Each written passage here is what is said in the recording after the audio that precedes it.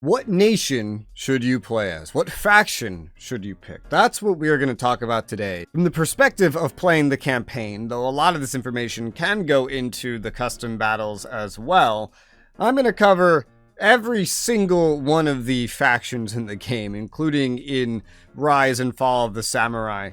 So, Shogun 2, this is the base game. If you just buy the game by itself, this is what you will have. Not everything you see here. The final three are DLC factions. I'll talk about them when we get to them, but we're going to go in order pretty much from left to right.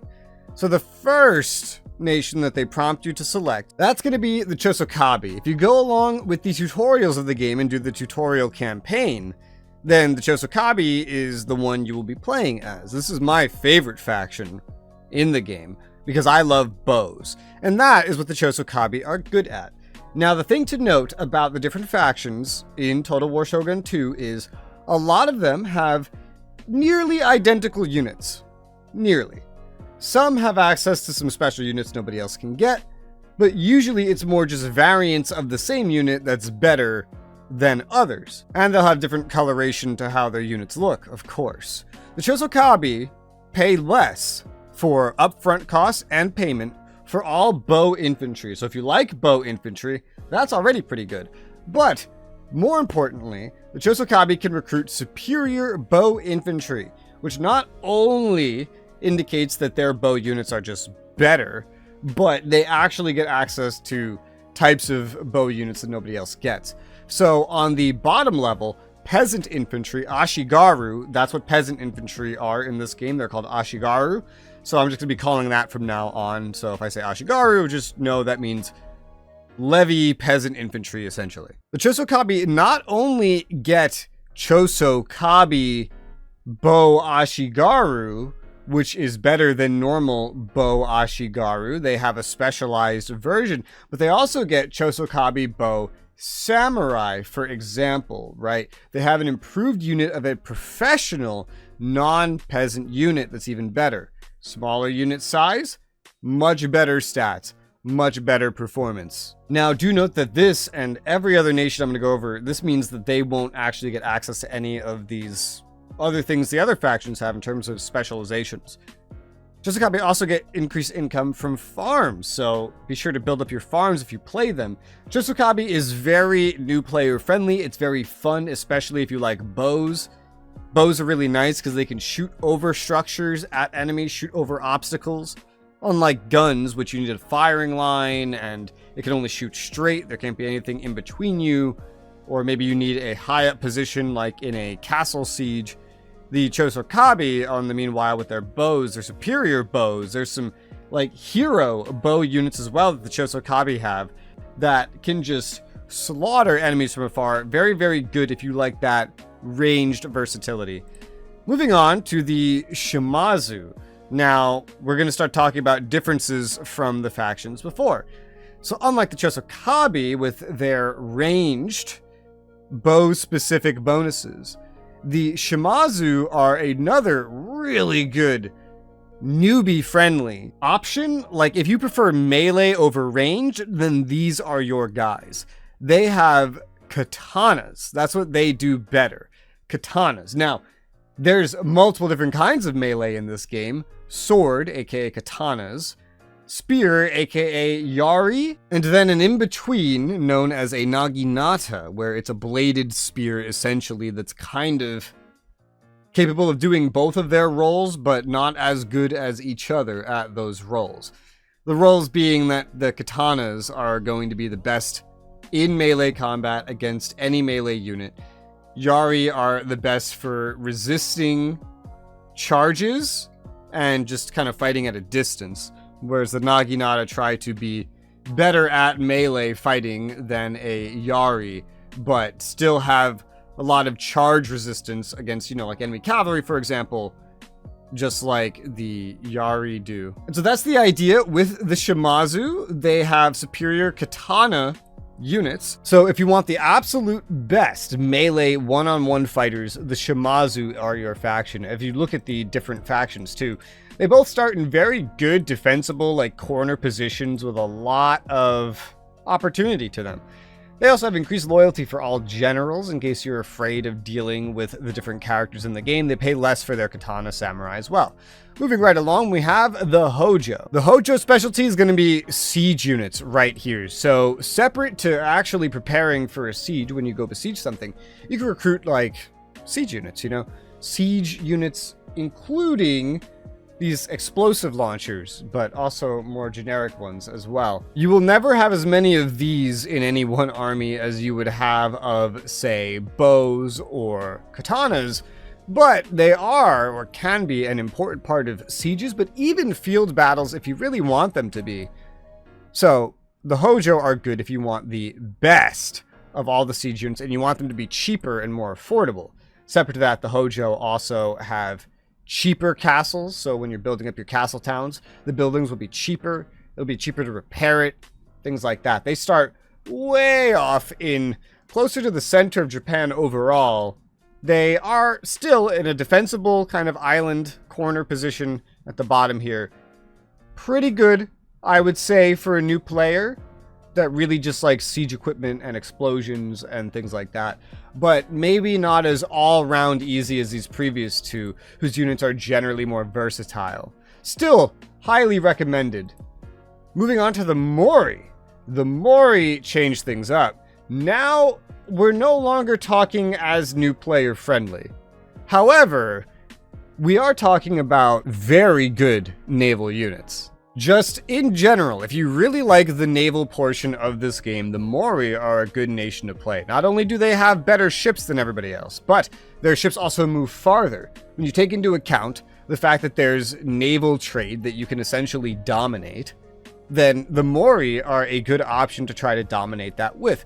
They're not in that tough of a position. Honestly, over here, I find to be a much harder starting position.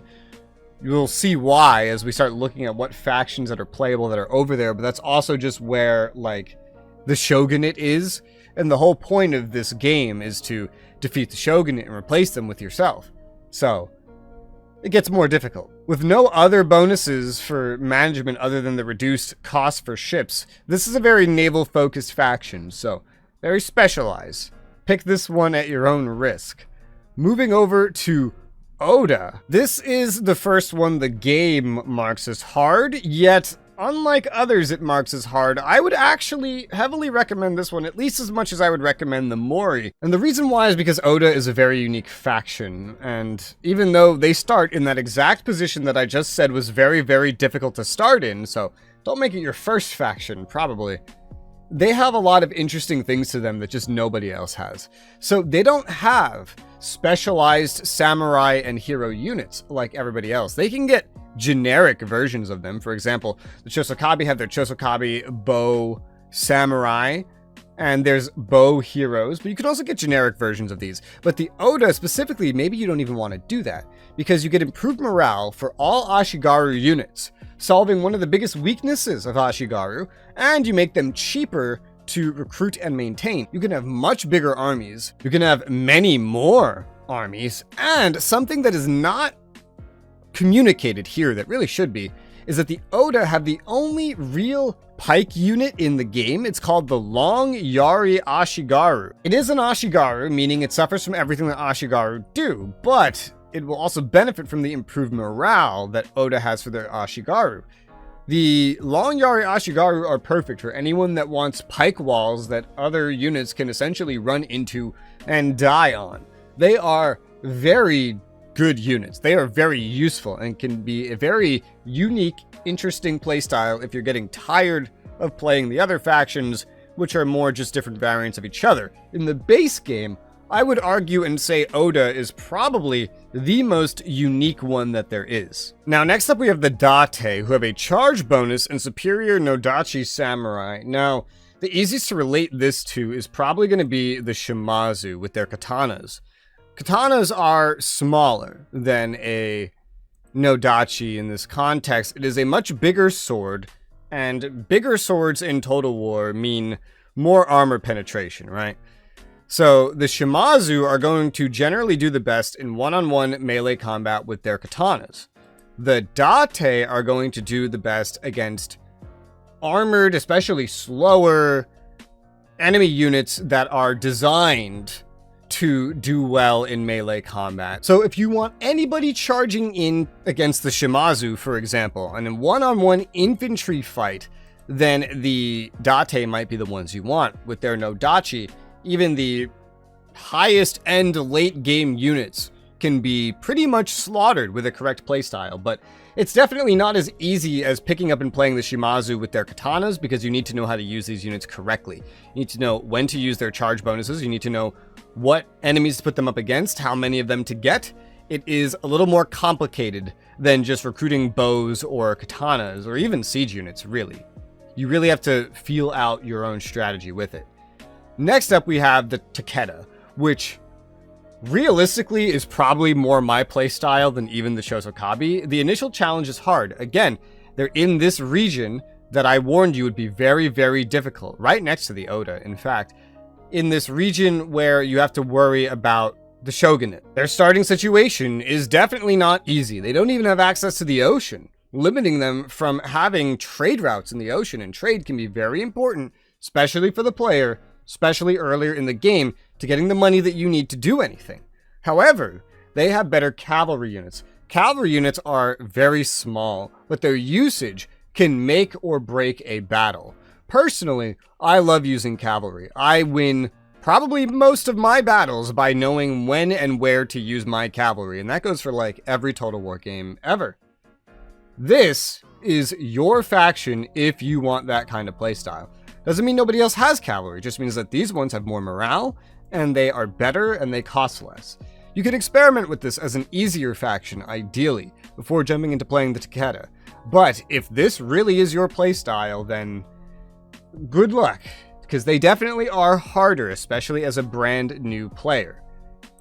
Next up, we have the Tokugawa, another hard-ranked nation. You see, it's in that region that I said was pretty hard. I actually forgot the rankings of this, but I just remembered this region being very difficult, given where it's located. But the Tokugawa are one of the ones, this is probably the first one we'll see, it's not the last one, where their specialty is going to be in special units. So you see they can recruit superior ninjas. So ninjas are special units. They have nothing to do with really the big upfront fighting. You can use them in a stack in place of another unit. That is definitely a possibility, but they are usually primarily used for their special actions. You see they even have success chance bonuses, reduced cost for ninja, but also bonuses to diplomatic relations. So if special units like ninjas going around sabotaging things, assassinating enemies, if that's more your preference, and you prefer diplomacy over war, then the Tokugawa might be what you're looking for.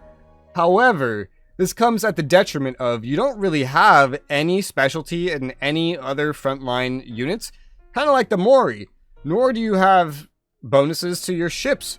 You do thankfully start on the coast, but in a very difficult location against very specialized factions and threatened by the shogunate all the time, with no clean path of where to go from there. But this is just the first one where I would probably say to just learn the game as a different faction before you touch this one.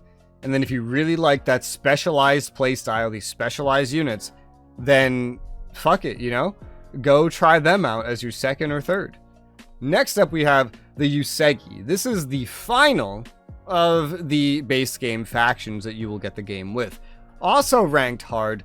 This one is going to highlight those Naginata that I was talking about. So when it says warrior monks, it's talking about Naginata infantry. The ones that are not the best at holding off charges and not the best at actual in-person melee combat.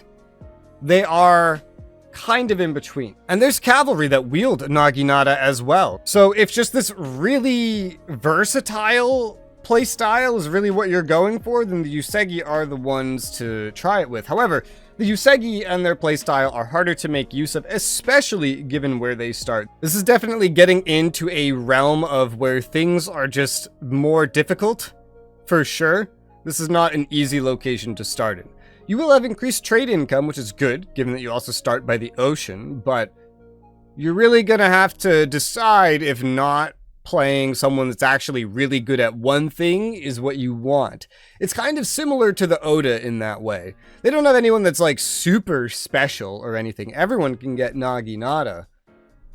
But making use of Naginata is just as situational and specific as making use of entirely Ashigaru. So keep that in mind as we now move on to the Hattori, the first of the 3 DLC factions for the base game. These ones are marked as normal, but I would relate them more probably to the Tokugawa. Their starting location I do not like at all.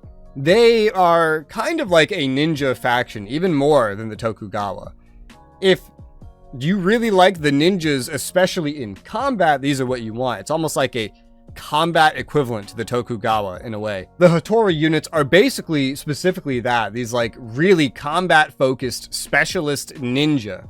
Better than anything the Tokugawa can field for fighting. The Tokugawa are better with them on the actual campaign map. They still get a bonus to ninja actions, though with the specialty of this faction and its starting position, I would argue that this one would probably be ranked hard, not normal, if I had to set up the rankings.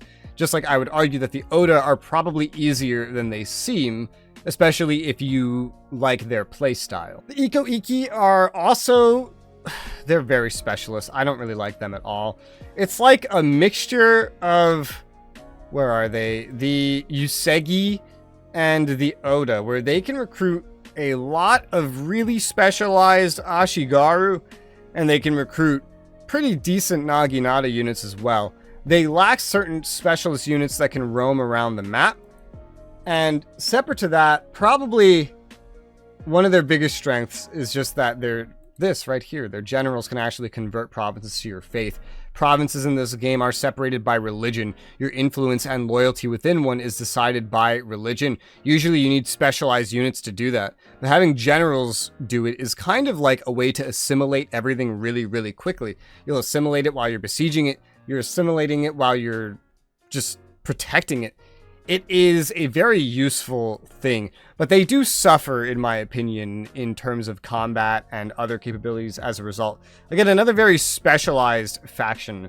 It's like Rome if you take away the legions, is probably the best way I can explain it. Iko Iki are a unique faction. I would not recommend them to a beginner. I would definitely rate them as hard, and I would rate them as harder than the Hattori. They even start right there in the middle of that problematic area that I've been talking about. And now the Otomo. The Otomo, they rank as hard, but I would say this is one of the easier factions to play, at least if you can figure out how to work guns. Guns, I guess, can be kind of difficult, but I never saw anyone that had a bad time, like a not fun time playing with guns. So the Otomo DLC faction, I would just flat out rank this as easy, so long as you can learn how the matchlocks work. Matchlocks are difficult to use only in that you really need to know when to have them fire and when to not, and when to send other units out in front of them based on the terrain. Because you cannot fire over things like the Chosokabe bows can. However, in every instance that you do fire, you will be doing way more damage than an equivalent Chosokabe bow unit. So these guys are very good, and you can maintain them way easier. You're going to need melee units to protect them to some extent. You're going to need to use them as part of a bigger strategy. But if you like guns, then you're going to love the Otomo. And if they click with you, this is not a hard faction at all. The hardest thing is the fact that they start next to the Shimazu, I guess, and the Chosokabe. But at the same time, someone that knows how to use the Otomo really well can slaughter basically every faction just because your guns are just definitively better, so long as you can keep them out of harm's way. There are other bonuses like missionary actions. There's also a conversion to clan religion. It's not from your general, though. It is not like that. Keep that in mind. It is different. It's just in general conversion to help stabilize. But this is a very fun one. Out of all 3 of these factions, this is the one I would recommend the most, the Otomo. Personally, I don't actually like playing them. I don't like the guns as much as the bows. But from what I've seen of other players and what I've seen just in general, these guys are not as hard as the game makes them out to be. They are actually quite easy, especially to someone that has already played the game at least once. For starters, I'd still recommend Chosokabe, Shimazu, maybe Hojo. I don't really know about that one in comparison. Chosokabe, Shimazu are just the easiest. But if you played as one of those and you liked the gun units at all, dude, the Otomo, that's your gem. Now for the Rise of the Samurai campaign if you own this DLC. So, the Rise of the Samurai, these factions are way less specialized. Same's gonna go for Fall of the Samurai. There's not as many differences and unit differences and things like that setting them apart. This is an earlier era of tech. We don't really have the same variety and diversity of units. So instead, we have just factions that have a lot of bonuses or debuffs that specialize them towards different things. The Minamoto, Taira, and Fujiwara clans are your options, and then there's like a specialty within that you can pick between. I will say up front, the Minamoto are easily the easiest to play, the Fujiwara after that, and then the Taira are the hardest to play without a doubt. Just in general, just without even looking at what's underneath that. And the Minamoto are probably the best if you just want to war simply with a lot of bonuses. The Fujiwara are the best if you like versatility, like the Naginata, because they're actually pretty good with that in general. And peace gameplay, economy gameplay over war gameplay. The Taira, I would say, are more war focused, not as beneficially so as the Minamoto though. Now, looking at the different Minamoto, your first option is going to be the Kamakura Minamoto right here. They have some nice Chosokabe bonuses, but they are not the only ones that can get these specialties. They are able to recruit samurai right out of the bat. Samurai are cheaper samurai compared to Ashigaru, remember. So this is really, really, really good if you like warring and you prefer the samurai, you don't like the Ashigaru. And you'll also research war things faster as well. This is ranked normal, but it's pretty easy in the long term. The initial challenge may be a little more difficult than their friends, the Kiso Minamoto, but in the long term, the Kamakura are really gonna have it easy. The Kiso also have early samurai, so they don't need to research them to unlock them. They will also have some war-focused bonuses, such as being able to recruit samurai units faster. This is different. And having more movement range. But they're gonna research peacetime era techs slower. The initial challenge may be easier. Yeah, I guess so. They're in a safer spot. Their provinces are kind of better, honestly. But in the long term, your Kamakura Minamoto is definitely the most newbie friendly. In case you want the most newbie friendly one, it's this. Let's skip over to the Fujiwara, which are also going to be more new player friendly. The Kubota are gonna pay a penalty when it comes to recruiting the more basic units. They won't really be able to recruit those samurai at the start. They'd have to research it, but their research bonuses are entirely geared towards peacetime techs. They, being ranked as normal, do make more sense than, I think, ranking the Kamakura normal. I would rank both of these easy if you asked me. This is probably more of a normal start. It is harder. If you're a war-like kind of player, stay far away from this. Even if you can recruit the best Naginata types of units, these guys are still just going to be way more difficult for warring. If you like economy gameplay, then it's not that bad. But the Hiraizumi, probably going to be easier. The reason, in my opinion, is not because they have any bonuses that help them be in a better position in that realm, but because they lack the debuffs. So they get more tax income. That's just generally helpful, even if it's going towards military. You have bonuses to the cost and success chance of specialized units that just simply do not affect your warmongering. And then you start out with some good economic techs. So if you are an economy player that wants to also dabble in war, the Hiraizumi are probably pretty good, especially because they start just at the edge of the map here in a very good position. You're just bordered almost entirely by like your friends, your friendly Fujiwara, and then you have like one maybe kind of hostile way to look. This is a very good starting one. This is like the economy equivalent to the Kamakura, if you ask me. Very good. No debuffs in any way. No buffs in any way, really, that will help you as much in any specified playstyle, but definitely a very good one. Now for the Taira, we have the Yashima and the Fukuhara, which if you ask me, both of these are equally difficult, but it kind of depends on your playstyle. So the Yashima here are like the Mori. You know, you could see a lot of these traditions move over time because they're kind of in the same place as the Mori anyway. The Yashima have these big bonuses to movement range for their ships. They have less cost to the ships, and they get more income from trade. This is your ship-based faction. And then we have over here the Fukuhara, which do have bonuses to armor, specifically for their Naginata units, less upkeep costs, things like that. And they start out in a more ruler type. The Fukuhara are more set up to be like the jack of all trades, for sure. But even though that may allow them to be ranked as normal, just this starting position, just where you are is not easy, even now. So I would still rank this one as hard, probably. Definitely not as hard as playing the naval-focused one, which is only really hard because unless you're a naval-focused kind of player, it's kind of like the Oda. Unless you're Ashigaru-focused, kind of like the Hattori.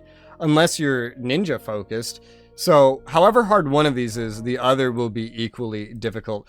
But if you want an equivalent to, say, the Kamakura, then the Fukuhara are probably that equivalent for jumping into playing the Taira in their more difficult position. The Taira start out much bigger, managing way more at the beginning, but their starting situation is a lot harder at the same time. So now let's go into Fall of the Samurai, which is a much different menu, but the diversity between what you're picking here is even less than what we've looked at in both of these other instances. There are simply two sides, the Shogunate and the Imperials. These two sides are diametrically opposed to each other. This is what I will say. No matter what the initial challenge tells you, playing the Shogunate is always going to be harder, as a rule, than playing the Imperials, no matter what it tells you. Are some going to be easier or harder or vice versa in these ways that contradict me? Sure, yes. But as a rule, the Shogunate will be harder than the Imperials. The Imperials have it easier. Guns have advanced a lot since the base game, and the Imperials, while not having exclusive access to guns, the Shogunate can also recruit guns. For example, the Nagaoka, I can't say that, and their bonuses to reloading of rifles are a good example of that. This whole faction is basically dedicated to being good at the things that Imperials are good at in general. Just so the Shogunate do have something like that, though it's not rated the easiest. If you're playing an Imperial, and that's what you know, then the Nagaoka is probably the ones that you would want to play as, just for that familiarity. And then, meanwhile, the Imperials, their equivalent is probably the Tsu, but you're going to be right next to the Shogunate pretty much. You really don't want to be there. You're going to be in the middle of them, and you're going to be more like them. But the Shogunate has it harder specifically because they're using the old ways, you know? The absolute easiest nations to play as in Fall of the Samurai is going to be the Satsuma and the Tosa, without a doubt, and it's not even close. The Satsuma are the easiest in general. They are kind of a jack of all trades, not like master of none situation. They just are a jack of all trades. They have better general radius, like leadership bonuses. They pay less in administration costs. They start with more provinces than the average person. And they have less money that they would pay if they're using a foreign veteran, which is a special type of unit like a ninja to help them. The Tosa are pretty nice as well. Starting with the Chosokabe are, don't get it messed up in your head, all right? They are not the Chosokabe. They're probably closer to the Mori, if anything, with like bonuses to naval stuff, but they also have much better diplomatic relations and they can maintain their territory a lot easier, but they don't really have any special units other than that.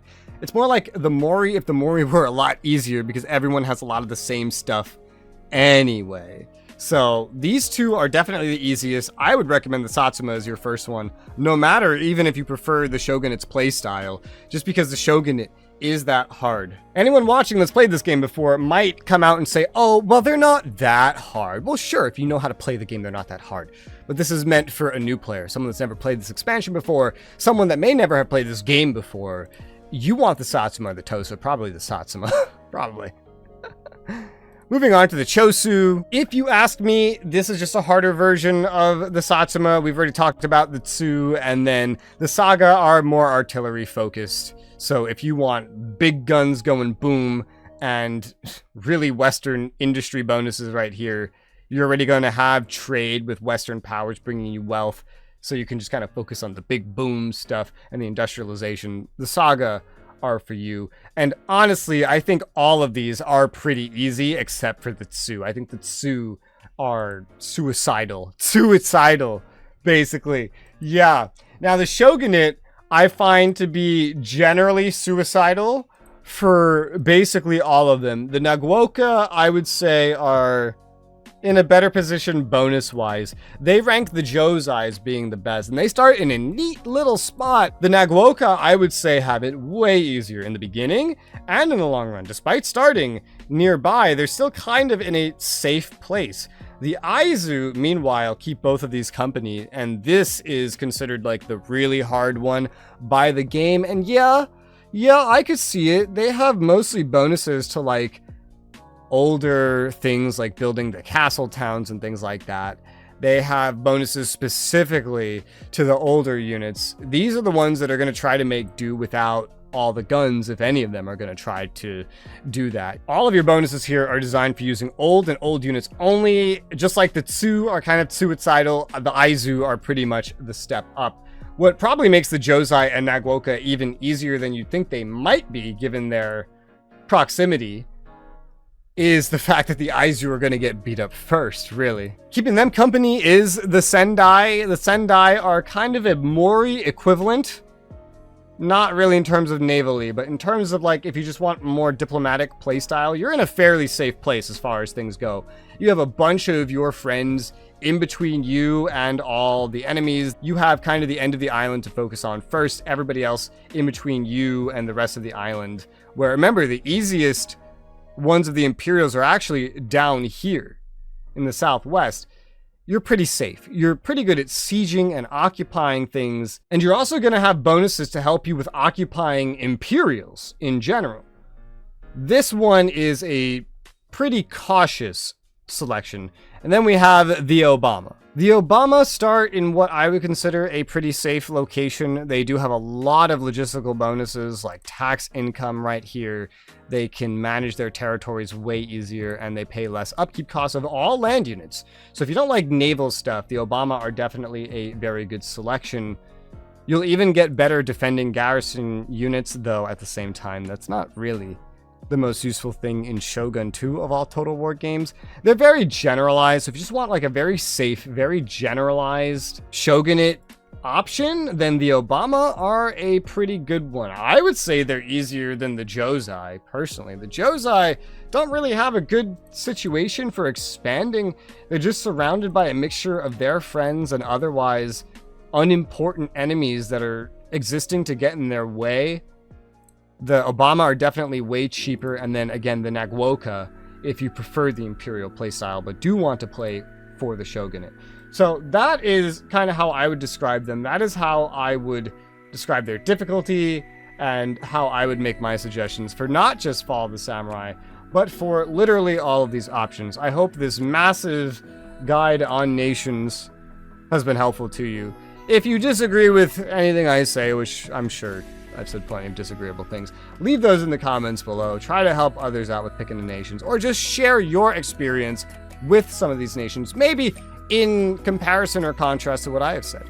If you guys want to see any other guides on this game, feel free to leave those suggestions in the comments below. If you have any questions, same deal, comments below. If I can't answer it, hopefully somebody else can. And for now, thank you guys very much for watching, and I'll see you on the next one.